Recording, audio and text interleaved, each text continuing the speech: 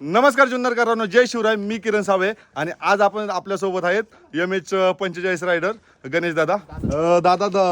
धन्यवाद, तुम्ही आमच्या जुन्नर या शिवजन्मभूमीमध्ये आलात आणि खूप भारी वाटलं. आज तुम्ही शिवनेरीवरती तुम्हाला खूप सारे जण भेटले असतील आणि दादा तुम्हाला पहिल्यांदा हर हर महादेव. हर हर महादेव. समद्यांना छत्रपती शिवाजी महाराजांचा विजय असो. मी सध्याला शिवनेरी किल्ल्यावर आज आलो होतो. लय जास्त भारी वाटलं. खूप सुंदर किल्ला या, लय जास्त भारी वाटलं. आणि कडेलोट कल्ल्या साईडनं जी पडलेल्या साईडचा जी मी व्ह्यू बघितला, जुन्नरची जी शेती आहे, अरे काय सांगायचं, मधनं रस्ता आहे, शेती लय भारी वाटलं मला. खरंच लय जास्त भारी आहे. आणि इथं स्वतः साक्षात देवानं जन्म घेतला होता मी त्या ठिकाणातला. आणि खरंच खूप जास्त भारी वाटतं या, सांगता पण येत नाही ती शब्दामधली खुशी. मी अक्षरशः मी वर गेलो होतो जिथं महाराजांचा जन्म झाला त्या ठिकाणी मी वर गेलो तुम्ही वर. आणि तिथं मी असं धरलं दगडांना त्या ह्याला. मला असं वाटलं की मी साक्षात महादेवांचा आपलं छत्रपती शिवाजी महाराजांचा हात धरलाय. मला असं वाटलं ते दगडांवर असा हात फिरवला. जी फिलिंग आहे ना, खरंच माणसानं मराठा आधी एकदा तरी रायगड बघावा आणि शिवनेरी किल्ला तर जीवनात नक्कीच बघावा माणसानं मराठा आधी तरी.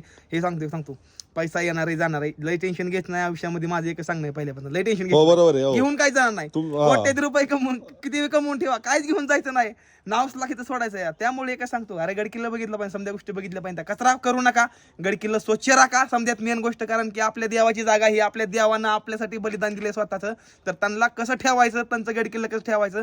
आणि गड किल्ला माहित नसतं, गड किल्ला नाही तर ही देव आहे, ही बोलणार गड किल्ला आहे. तर एक तुमच्या मतीनं माझं सांगणं असं आहे, आता प्रत्येक गडावर जाताना जर तुम्हाला कोण दिसलं कुठं काय चित्रकार करताय, चित्रकला करू नका. लय चित्रकला केलीवर मला लय वाईट वाटलं ते बघून.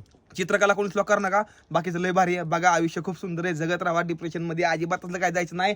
लय भारी भावांनो, एकदम मस्त मध्ये. आणि महाराजांचा विचारांना, महाराजांना एकट्यानं त्या काळामध्ये 18 पगडचं जाती एक करून एवढं मोठं स्वराज्य स्थापन केलं. त्यांच्यामुळे आज आपण आज आहे.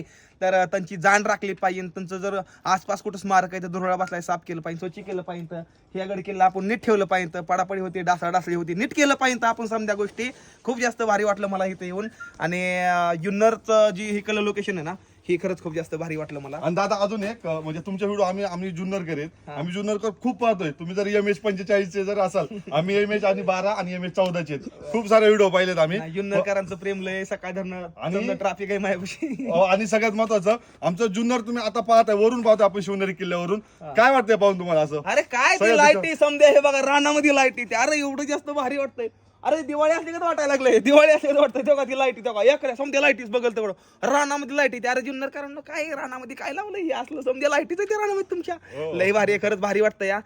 शिवभूमी आहे इथं, किती जर केलं तरी महाराजांचा जन्म झालता. खरंच खूप जास्त भारी. जुन्नरकरांना नशीब आहे तुमचं, तुम्ही पायथ्याला यायचं. मला तर लय भारी वाटतं या, बाकी लय भारी वाटलं. आणि हर हर महादेव. हर हर महादेव.